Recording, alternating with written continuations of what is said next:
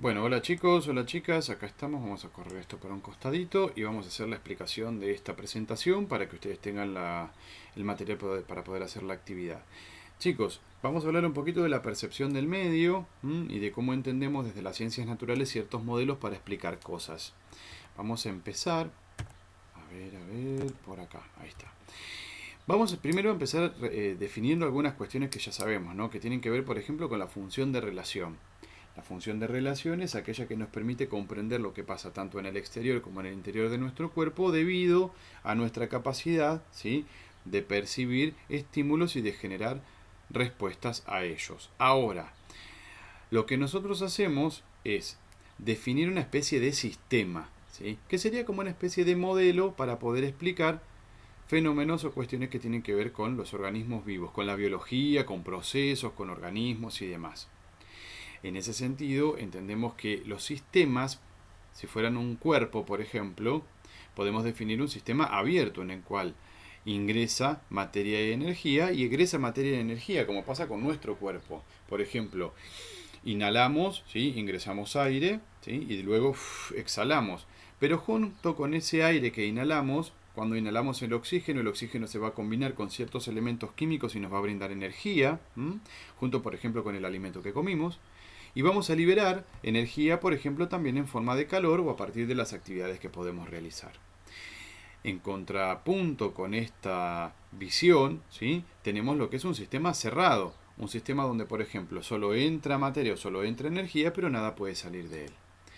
Un sistema cerrado entonces sería como este ejemplo que ponemos acá. Entra energía, pero no puede salir nada, ahí queda, ¿no? Por ejemplo, cuando agarramos un termo, le ponemos agua caliente, estamos agregando agua, que es materia, y caliente, o sea que ese agua tiene energía, ¿sí? Pero no sale nada, de hecho por eso se mantiene el calor ahí adentro. En cambio, en un sistema abierto, podemos ingresar materia y energía, y también se libera materia y energía, una especie de ciclo que dura lo que dura la vida del organismo. ¿Está bien? Hablando de los estímulos son todo aquello capaz de generar en nuestro organismo una respuesta. Y los estímulos pueden ser de tres tipos: estímulos físicos, estímulos químicos y estímulos bióticos. Los físicos son, por ejemplo, la temperatura, ¿no? Si tenemos frío, reaccionamos con una especie de chucho de frío, ¿no?, se nos pone la piel de gallina.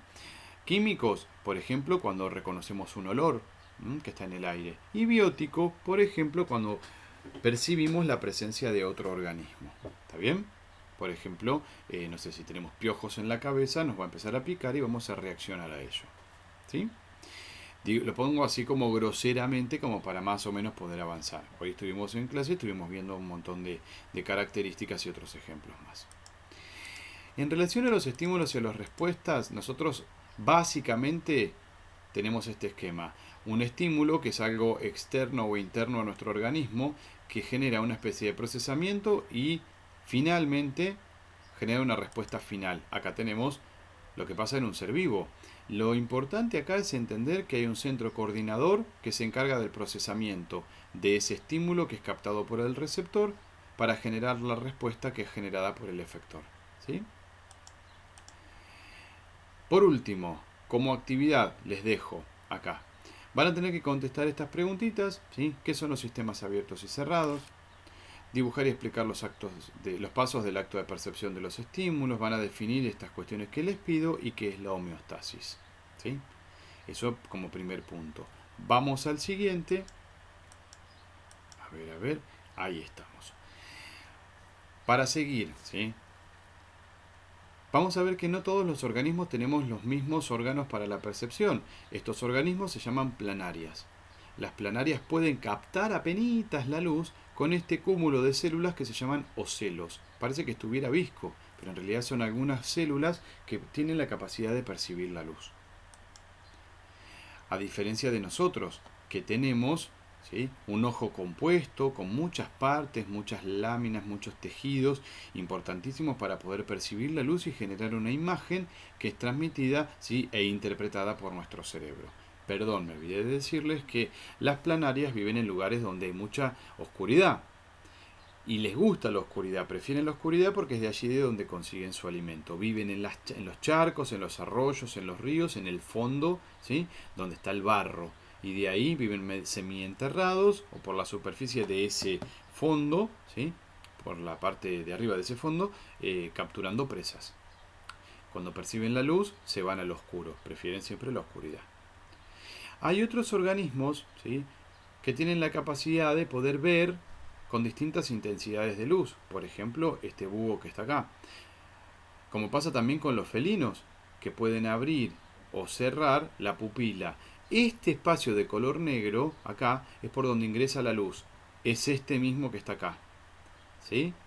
Entonces, cuando estos organismos están durante la noche que escasea la luz, tienen la capacidad de ampliar esta parte del ojo para que ingrese más luz y poder ver mejor. O sea que ven con poquita luz. Nosotros no podemos hacer eso de la misma manera, ¿sí?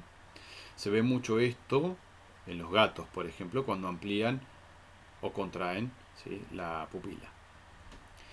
Otros órganos para percibir lo que pasa alrededor es en las serpientes, por ejemplo, estos agujeritos que tienen acá, a través de los cuales se percibe el calor de otras presas. Ustedes saben que los reptiles son animales que no pueden controlar muy bien la temperatura de su cuerpo, pero sí perciben el calor de otros organismos. Entonces, a través de estos órganos pueden percibir si hay algún organismo de sangre caliente que esté liberando calor, poder seguir ese calor y llegar hasta la presa, normalmente ratones. Otro ejemplo de cuestiones que tienen que ver con la percepción, en este caso de la luz y la visión, fíjense lo que pasaba acá, esto lo charlamos también. Los animales que tienen los ojos a los costados de la cabeza, como por ejemplo esta paloma o un caballo, ¿sí?, pueden ver prácticamente a todo alrededor suyo, ¿sí?, desde adelante hacia atrás, ¿sí?, hasta atrás. En cambio, los animales como nosotros, que tenemos los ojos al frente, solo vemos una parte, ¿sí?, de todo lo que está a nuestro alrededor. E incluso en la parte donde se junta la visión de los dos ojos, ¿sí?, podemos combinarla y se genera lo que llamamos visión binocular, que nos permite calcular las distancias.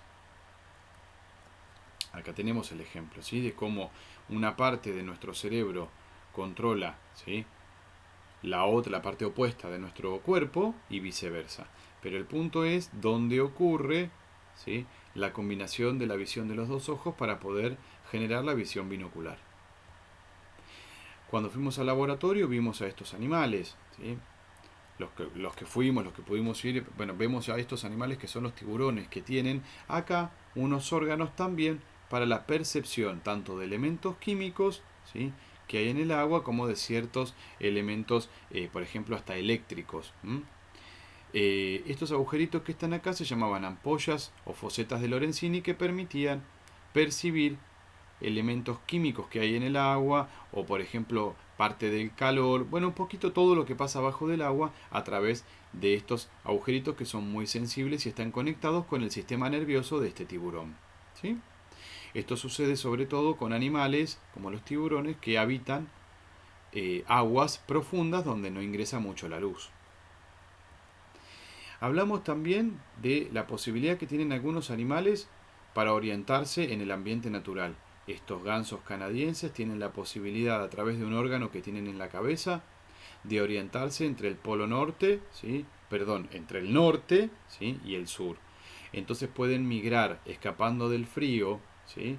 Cuando hace frío en el norte de los Estados Unidos, mejor dicho, en el norte de Norteamérica, cuando hace frío en el norte de Norteamérica, se van hacia el sur, ¿sí?, de Norteamérica. Cuando hace frío en Canadá, se van al sur de los Estados Unidos. Y cuando vuelve el calor en Canadá, vuelven a su lugar de origen, ¿sí? De esta manera lo que evitan es el frío, porque ellos necesitan mucho alimento para poder comer y para criar a sus pichones. Pero el punto es que pueden volar todos esos kilómetros y no se pierden gracias a un órgano que tienen para orientarse. También para la sensibilidad, los felinos, fíjense esta imagen, tienen bigotes muy largos que en la base tienen células sensitivas. De manera que entonces los bigotes les sirven como para también tocar y percibir lo que pasa alrededor. Vamos a avanzar un poquito para ver algunos casos más familiares. Habíamos hablado de los palpos, estas especies como de manitos, ¿sí? Que ayudan a, por ejemplo, en este caso las arañas, a manipular sus alimentos. Recuerden que las arañas son organismos que tienen 4 patas, ¿no? 1, 2, 3, 4, 4 de cada lado, 5, 6, 7, 8, ¿sí? Es un arácnido. Bueno, si fuera un insecto tendría 6, 3 de un lado y 3 del otro. O sea, las arañas tienen 8 patas, pero tienen otros apéndices especializados para poder manipular cosas, como por ejemplo el alimento, que son los palpos. Son sensibles al tacto. Para hablar un poquito de cómo percibimos los sonidos, lo pasamos rapidito esto, les cuento, nosotros tenemos oídos, ¿sí? El oído lo tenemos adentro de la cabeza y por fuera se observa la oreja, que es una especie de antena parabólica para poder captar mejor los sonidos y las vibraciones de las ondas del aire y los sonidos. Acá tenemos una imagen, cómo ingresa por acá, ¿sí? Por acá ingresa el sonido, esta es la oreja, ingresa hasta lo que se llama la membrana timpánica y hay una serie de huesitos que llevan la información, ¿sí? Hasta un nervio que lleva la información hacia el interior de nuestro cerebro, ¿sí? En esta se ve ya con el nervio que lleva la información hasta nuestro cerebro. Si hablamos de otro sistema para ubicarnos y para escuchar, está la ecolocalización, que es típica de los delfines, ¿sí? Y de los murciélagos. Lo que hacen es normalmente generar una señal, un grito, un chillido, que rebota, ¿sí? En la presa y envía otra señal de vuelta para que este animal la perciba. ¿Ven? Como pasa acá. El murciélago emite una señal que rebota como un eco. Él la puede percibir y sabe dónde está la polilla, ¿sí? Lo mismo pasa con los delfines. Y por último, quería hablarle, ¿sí? No de todo esto los voy a dejar como de lado, pero sí estos, los estatolitos, que eran los órganos un poco para el equilibrio, por ejemplo, para estos organismos tan particulares, que eran las medusas y las aguas vivas, ¿no? Llamamos nosotros. Bien, esto por acá. Por acá les comento lo que hablábamos un poquito hoy. Muchos animales dejan marcas de olor, ¿sí? A través de la orina o de frotarse partes del cuerpo que tienen mucho olor, por ejemplo en los árboles, para dejar su olor y marcar el territorio. Los salmones, ¿sí? Que son peces que viven una parte de su vida en el mar y una parte de su vida en el río, también tienen marcas químicas que dejan en el agua. Nosotros, que tenemos la particularidad de percibir, ¿sí? A través de la nariz los olores, en la parte superior de nuestra nariz, ¿sí? Tenemos ramificaciones del nervio y del bulbo olfatorio que permiten que sintamos los olores y esa información va rápidamente por el nervio olfatorio a nuestro cerebro. Por último, tenemos otra opción también para percibir que tiene que ver con la lengua. La lengua tiene un montón de células sensitivas que perciben estos gustos básicamente, amargo, salado, dulce y o ácido, ¿sí? Y entre la combinación de todos esos sentimos los gustos a las comidas. Se envía la información directamente, miren cómo está acá, a nuestro cerebro, junto, ¿sí? Con el sentido del olfato. Vieron, cuando acercamos la comida a la boca, la olemos y la degustamos, por eso lo sentimos. Y acá les dejo la actividad final, ¿sí? Acá les dejo cuáles son algunas de las estrategias para los animales para ver en la oscuridad, cómo se realizan en los animales la percepción de estímulos sonoros, qué son los quimiorreceptores, plin. Van a resolver ustedes y la semana que viene les voy preguntando. Bueno, nos vemos la próxima.